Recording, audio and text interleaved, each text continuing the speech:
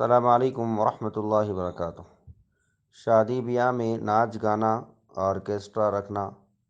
اور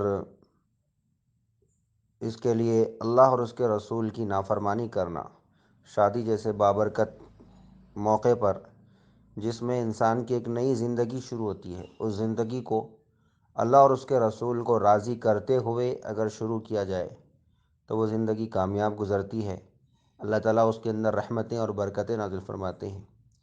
اور اگر اس زندگی کو اللہ اور اس کے رسول کی ناراضگی والے کام کرتے ہوئے شروع کیا جاتا ہے تو پھر اللہ تبارک و تعالیٰ جلد یا دیر سے پکڑ فرماتے ہیں، چاہے تو دنیا میں پکڑتے ہیں یا آخرت میں پکڑتے ہیں، لیکن خوشی کے نشے میں لوگوں کو بات جلدی سمجھ میں نہیں آتی۔ عقل مند وہ ہے جو برا وقت آنے سے پہلے برا کام چھوڑ دے اور اپنے اللہ کو راضی کرنے کی کوشش کرے۔ دنیا میں انسان کوئی دکان کھولتا ہے یا کوئی مکان کا افتتاح کرتا ہے تو غریبوں کو کھانا کھلاتا ہے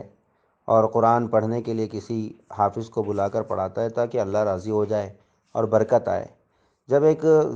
نئی زندگی شروع ہو رہی ہے تو اس موقع پر اللہ کو راضی کرنے کے بجائے اللہ اور اس کے رسول کو ناراض کر کے ان کے اصول اور ان کے طور طریقوں کی دھجیاں اڑا کر اگر یہ سوچتے ہوں کہ یہ شادی شدہ زندگی کامیاب گزرے گی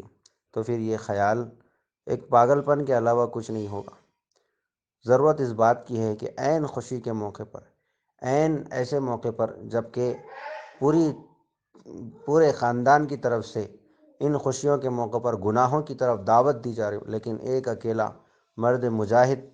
بن کر اس بات کا انکار کرے کہ مجھے شادی صرف اور صرف اللہ اور اس کے رسول کے طریقے سے کرنا ہے،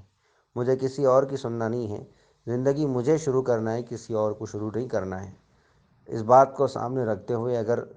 اللہ اور اس کے رسول کے بتائے ہوئے طریقے پر زندگی گزاریں گے تو ضرور بھی ضرور کامیاب ہوں گے۔ نبی علیہ الصلوۃ والسلام نے فرمایا ان اعظم النکاح برکۃ ایسرہ مؤنۃ، نکاح میں سب سے بہترین نکاح، سب سے بابرکت والا نکاح وہ ہوتا ہے جس کے اندر خرچہ سب سے کم ہو۔ تو خواتین کو بھی چاہیے کہ ایسے جذبات بالکل نہ رکھیں۔ آج کل خواتین کے اندر بھی یہ جذبات پائے جاتے ہیں، لڑکیوں کے اندر، بچیوں کے اندر بھی یہ جذبات پائے جاتے ہیں، اور ان کے جذبات کا خیال رکھنے کے لیے ماں باپ ایسی خواہشات کو پورا کرنے کی کوشش کرتے ہیں، اور پھر نتیجے میں اللہ اور اس کے رسول ناراض ہوتے ہیں اور پھر زندگیوں میں جلد یا دیر سے اللہ کی پکڑ کا شکار ہوتے ہیں۔ جب اللہ کی پکڑ کا شکار ہوتے ہیں تب روتے پھرتے ہیں اور لوگوں سے دعائیں کراتے پھرتے ہیں، لیکن اس وقت میں کون سنتے ہیں؟ جب اللہ ہی ناراض ہیں تو پھر کسی کی دعا کیا کارگر ہو سکتی ہے؟ رسول اللہ صلی اللہ علیہ وسلم سے بڑھ کر کس کی دعا قبول ہوتی ہے؟ جب رسول اللہ صلی اللہ علیہ وسلم نے گانے بجانے والوں پر لعنت فرمائی ہے، میوزک بجانے والوں پر لعنت فرمائی ہے، تو پھر جو اللہ اور اس کے رسول کی لعنت کا مستحق ہو گیا اپنے عمل کی وجہ سے،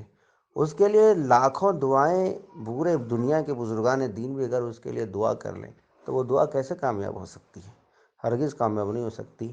اللہ تعالیٰ سے ایسے موقع سے ڈرنا چاہیے اور شریعت کے اصول میں رہ کر، دین کے اصول میں رہ کر نکاح کو کرنا چاہیے۔ حدیث مبارکہ میں آتا ہے کہ جو لوگوں کو خوش کرنے کی خاطر اللہ کو ناراض کرتے ہیں تو اللہ تبارک و تعالیٰ انہی لوگوں کے دلوں میں اس کی نفرت ایسی ڈال دیتے ہیں کہ وہ آدمی ان کے نزدیک کتے اور خنزیر سے بھی بدتر ہو جاتا ہے۔ اور جو اللہ کو راضی کرنے کی خاطر لوگوں کو ناراض کر دیتا ہے، لوگ ہوئیں ناراض ہونے دیں لیکن اللہ راضی ہو جائے میرا،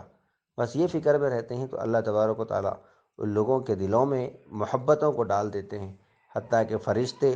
اور ساری دنیا کی مخلوق ان سے محبت کرنے لگ جاتی ہے۔